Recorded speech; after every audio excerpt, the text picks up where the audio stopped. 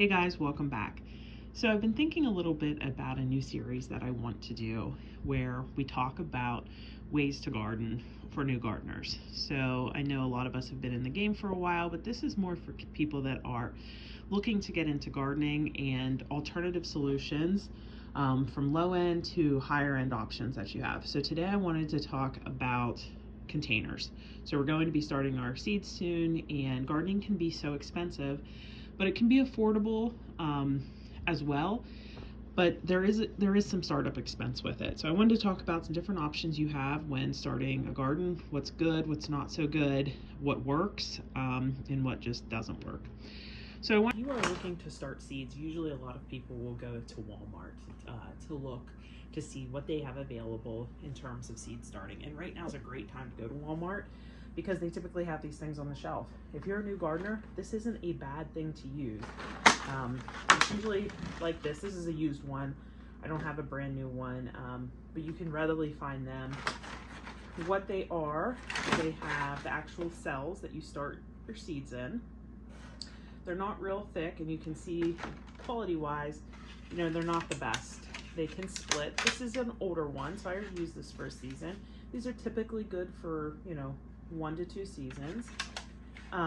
But if you're just getting started and you don't want to put a lot of money into your seeds right away, because you don't know if you're going to enjoy gardening or how it's going to turn out or whatever, this is a good option.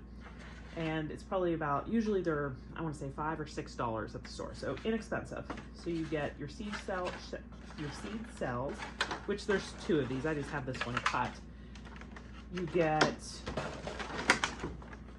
your tray. This is your tray that you put the cells in, and then when you water, the water collects down in this portion. This is a semi-flimsy tray. It's not going to last you years and years. It may last you 1, 2, 3 seasons, but usually they'll start to crack around the joints. So if you do get this system, you definitely want to put both hands under it when you carry it. Never pick it up from the sides, because inevitably the center will either drop or you'll get a crack in one of these corners. So just to, have more longevity in your plant starting, I would definitely hold that differently. And then the third piece is a dome, and these are the only domes I use. So I have a bunch of domes. They've all come from buying these $5 packages at the big box store, Walmart, Target, Lowe's, they all have them. But what this is this is a domed, it's a humidity dome, so it creates like a greenhouse effect for your plants to trap in humidity and warmth, and it helps them to grow. So a good option, these fit on a lot of different trays that you would be able to buy, 1040s. That's the normal size for this size tray for seed starting. And I use this on all of my different trays. Like I said, I use these every year. I usually buy at least one a year for my flowers or for tiny seeds to start them in here. But I'll show you a better alternative that's going to last a little bit longer if that's something you're looking for. And I apologize because I have not cleaned any of this, but this is another option. This was purchased from Amazon. I want to say I bought 5 of them for about $30, probably 4 or 5 years ago. These are much stronger. You'll see as I hold it, they do not give a whole lot. Let me show you compared to the one from Walmart. This is the one from Walmart. I can bend them, not a whole lot of support underneath. I can press up through. And then here is the one from Amazon, a little bit of give there, but you're not gonna break that. Whereas with this one, it's just really light. This one's great for one-handed. Usually you can put, your full thing of plants filled with, your soil and your water, and carry this with 1 to 2 hands, even at one end. And I still suggest that you support both sides, but these are sturdy and they will last in the weather. I take all my seeds outside in these once it's time to harden them off, and these stay outside for a majority of the season as I'm just doing different projects in them, and they really have held up well. I think I have one that has a crack in it, and that was because it got really brittle because I left it outside in the winter. So really, these are a good option. Sorry for these being so gross, but probably 6 or 7 years ago, I purchased some things from Bootstrap Farmer. If you're new to the gardening community, or if you've been here a long time, you've probably heard of Bootstrap Farmer. They make high quality plastic, reusable plastic for gardening. This is one of those Amazon trays that I have on the bottom, and then this is an insert that came with my cells for Bootstrap Farmer. So this is a nice hard plastic that you set inside of one of the 1020 trays, and then you're able to put your containers. You're able to put your containers inside of these cells. This is a nice setup. These are nice large pots, so you're able to get a lot of growing time in these individual pots. Another option that you can use if you don't want to buy anything is you can use an old pan, like a sheet pan, or this is kind of like a 13 by 9 pan, something like that. You could use this and just set your cells, you know, directly in those, and then this is used to catch the water. A tray, like think about your Christmas trays that you only use at Christmas time. You could definitely use those to put under your plants and collect the water. They're going to come clean whenever you're done. And then, you know, you're just not getting one use, just using them for Christmas. You could use them for seed starting or something like that. But pans like this, or even aluminum pans that you use, like reusable aluminum pans or the one-time aluminum pans. Also, like at Dollar Tree, they have $1.25 cookie sheets. You could get those. That would be great to use to start your seeds in. So going back to the one from Walmart, you can see here, these are very small, maybe an inch and a half by 2 inches or so. These are not going to allow your plant to get huge. There's just not enough nutrition in the soil and space for the roots to grow in order for you to grow out a large plant. You may be able to do some flowers and things. I do keep coleus in this pretty much all season until I'm ready to use them, and they do okay. But for the most part, for most vegetables, you will want to transplant them into a bigger cell. So I like to just start in bigger cells from the beginning. 2 years ago, I purchased some different cells from Amazon. These are some examples of those. It was one sheet and I kind of cut it apart. It just makes it easier when you go to transplant. These are flimsy. They weren't inexpensive, I'll tell you that. I did spend some money. Not a ton of money, like under $50, but there's a lot of different options you can use to save things to start seeds. So I want to talk about that a little bit too. And you can see like these definitely break and deteriorate over the years. You can save ones that you get from your own nursery that you go to. This is one of those from, I think, Walmart. This is a save from Walmart, and I've used this before plenty of times. It's not really good anymore. I need to throw it away, but I wanted to show you. They do break down over time. Another inexpensive option is at the dollar store, like Dollar Tree. They sell these little pots, which is the perfect size for starting, you know, a tomato, a pepper, and keeping it in there until it's ready to go out. I think you can get like 10 or 12 of these for $1.25, so that's a really good price. They're not super, they're very thin. So they are very, very thin.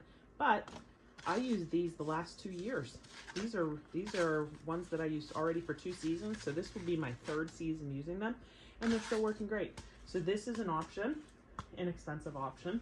These are, you know, this was a Proven Winners plant that I had purchased, probably petunias or something like that, super petunias, and these work excellent to save and do larger flowers in, like dahlias or something like that. They work really well for that. So all different size containers that I've just saved over the years. It takes a while to get this collection, but honestly, if you ask around to friends and family, they probably have different pots just laying around. You can see I have all of these over here too. Earlier when we were talking about containers, I said about Bootstrap Farmer. These are Bootstrap Farmer. These are excellent. These are hard. They have a little bit of give to them, but not enough to make them flimsy. I mean, they are hard. I'm not sure if you can see that. That's on the wood. It's not breaking. These are probably 6 seasons old, and I don't know that I've had any break. And I leave them outside for a significant part of the summer, and they're under grow lights. They're in different situations, and they really have held up nicely. This is expensive. It's not like hundreds of dollars, but you know, it's a lot of money. If you're looking to garden to save money, you'd have to put some money into to be able to purchase these. Something like this. So this is a yogurt cup. So you could definitely, you know, after you eat your yogurt, save this and grow in it. What you would want to make sure is that there are holes. Anytime that you are using any sort of cell or container as a cell, you want to make sure there's adequate drainage so that they don't become waterlogged, and they can drain off whatever excess water they have. You want to have something that's either white, you know, anything that's not clear. So as long as there's a color and it's not clear and sunlight's not able to penetrate into the roots, that's what you want. If sunlight is able to get in there, it's not really great for the roots. It can grow, you know, you can see some algae starting to form. It's just better to have a solid color for your containers, but this is a great option. Another great option are solo cups, or like any kind of plastic cup that's not clear, again, and just drill holes down in or cut holes in. However you can do it. Drilling works really well, but this is a great alternative to use to start your seeds, and cheap because you're already buying this. One type of container that I would not recommend would be these paper pots that you can get at most of your stores. These dry out very, very fast, and it's hard to control the amount of water that your plant's getting. Water leaks out of them. They also dry out at room temperature very fast, and then it's just hard once they dry out to keep your plants moist. So I'd stay away from these. Another thing that I have used before and they work well are these peat discs. It's kind of hard to see, but usually you can get these from Walmart in a big box store or a big box store. And they usually come in like a set. You put warm water on them, they grow, and then you plant. There's actually soil, well, it's usually peat moss or core, something like that inside here. But you do need to transplant these pretty fast if this is what you're going to use. They work, but again, you have to transplant them. Okay, let's talk soil that you want to use to start your seeds. I do not recommend using seed starting mix. It has typically 0 nutrition in it, and it's just enough because your seed has all the nutrition it needs and all the power to get up through the soil and put on its first set of leaves. It's not giving you anything. This does, and so if you start with a seed starting mix, you're going to have to transplant after that first set of leaves.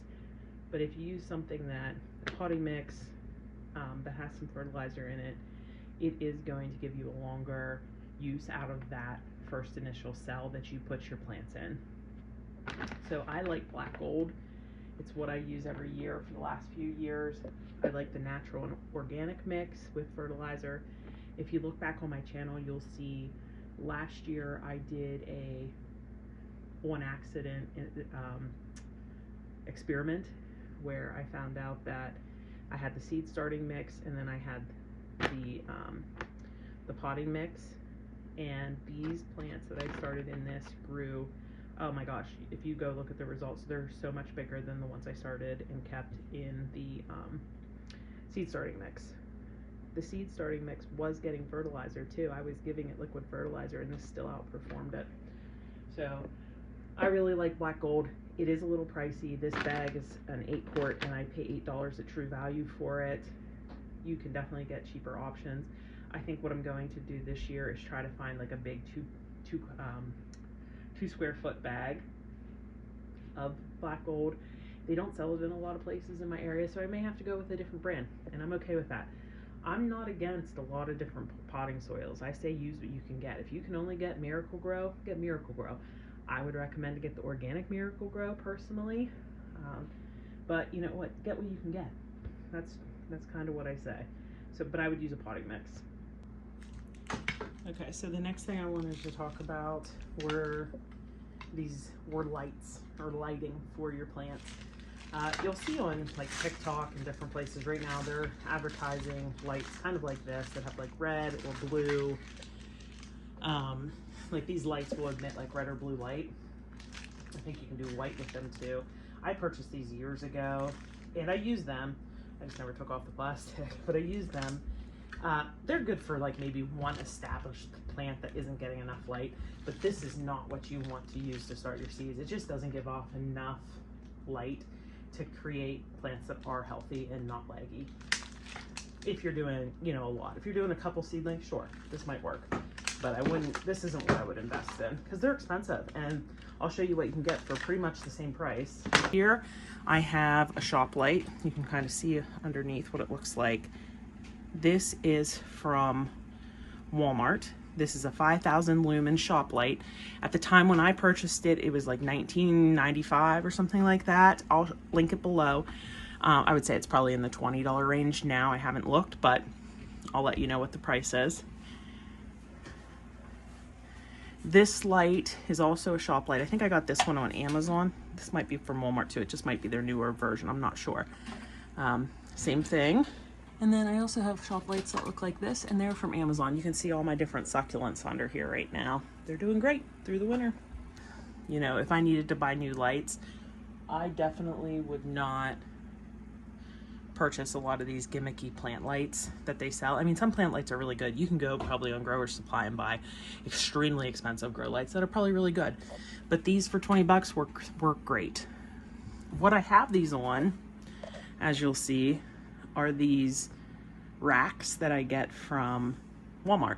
So you can actually get a 2-pack of these racks. So, you know, one here, one there.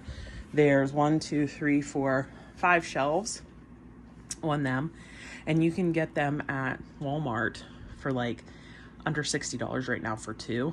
I think one's like 40 something, so you might as well get the 2. But they work great. And then they come with hooks. So this is kind of gross and dirty, but they come with hooks, so I just hook them around there. Or I've also used like zip ties to tie these. These are on a pull chain, so you just pull them off and on. I have mine set up on a timer here. It goes down into a timer, but I have them on a timer. This is pretty dirty because this is where I grow my seeds. Let me show you my current setup. So I have my lights, they don't move up and down. You could set it up so they move up and down. So my onions, we started a couple weeks ago. I just have them raised on one of my watering trays upside down. And then in the middle is a heat mat, which I'm about to take them off because they're up. I've had some varying success here. For the most part, it's been very successful. These two have done really well. So these 2 onions have done really, really well.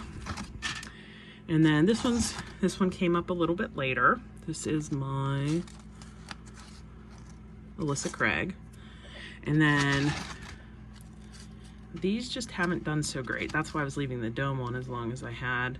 I'm starting to get a little bit to come up, but they just aren't doing great. I am going to turn off the heat to these because they are all up, and we'll continue to watch them. Okay, so let's talk about seeds. You can get seeds at most box stores. You can order them online, Etsy. There's all different places that have them. I wouldn't order them from Amazon. I just wouldn't trust what you're going to get. But let me show you. I'm not discriminatory when it comes to seeds. I love the dollar store seeds. These are from Dollar Tree. They're 4 for $1, even now. No, these were 4 for $1. The new packs are, if that'll focus, it says, it's not focusing, but they're 4 for $1.25. But they work great. These are from Walmart, and they are 50 cents. This is a Burpee brand. It's $1.64. If you buy Burpee in store, it's a lot less expensive than if you buy it on their website. I will tell you that. This was $1.64 at Walmart. This is Fairy Morse. I want to say that this was probably in the $2 to $3 range, but I took off the price tag. One of my favorite places to get any kind of flower or any kind of seed, for that matter, is M.I. Gardener. Their seeds are $2 and they're just a really good quality, and they're heirloom, and they're just awesome seeds. And then we have Baker Creek. I don't buy a whole lot of seeds from Baker Creek, but they're a little bit on the more expensive side. You know, most of their seed packets are going to run you anywhere from $3 to $3.50 up to, you know, $6. And then the most expensive, which I really don't have any down here because I didn't have any of my vegetable seeds down here in my basement with me. But the most expensive I find are Johnny seeds. I don't know how anybody affords to buy all their seeds from Johnny's. They're just so expensive, but they are a good brand. And I know a lot of the gardeners that I watch on YouTube, they buy from Johnny's and they have really good success. So I'm sure they're really good. They're out of my price range. So another thing to talk about when starting seeds are plant markers, or how you label your plants. You can do this very easily by labeling your seed starting tray with an actual label that you just print off or you write on, or a piece of tape. Masking tape works well, painter's tape. That's really easy to do it. That's inexpensive and cheap. You could also buy these pink plastic ones from on Amazon. I bought these from on Amazon. I love these. This is my go-to every year. And you just write with them on them with a pencil. I've used a Sharpie before. It comes off, so a pencil's the way to go for me. I have some different types in here. My husband bought these for Christmas for me a few years ago, and I honestly haven't used them. I think these would be good for like an indoor plant, but outdoors I feel like they would just lose their integrity, and you may not be able to read what's on them. And then another option are these popsicle sticks. These don't stand up real well, so this I probably wouldn't recommend, but some people use these and have good success with those. I'd probably use a pencil on those as well. So those are just some of the options. You can also take old milk cartons and cut those up, or old blinds. I've seen people do that too. You could use really whatever you have. Masking tape is probably a great option. That's low cost and inexpensive. For all of that, let me show you some of the beautiful seedlings that we have growing. So this is a bunch of different things. Here's some nasturtium. This is an artichoke right here, and some calendula. Coleus snapdragons, which I'm about to pot up. Basil in the back. So we have a bunch of different brassicas on this side. Some of them aren't looking so great right here. You can see that. I did have a little bit of an aphid problem. I'm not really sure where that came from, but I've been treating that. So hopefully some of these bounce back. And here is my beautiful lettuce. Oh, I just love this lettuce. This is Freckles Romaine. And this is Crisp Mint from M.I. Gardener. And then in the back is some Swiss chard. And this I think is Marvel of Four Seasons. I could be wrong on that. Might be Bronze Mignette. And then a little bit of cabbage back here. So if you liked today's video, please consider subscribing to the channel. I'm hoping to get out more content this year, and it would mean the world to me if you liked the video. Thanks so much. Bye.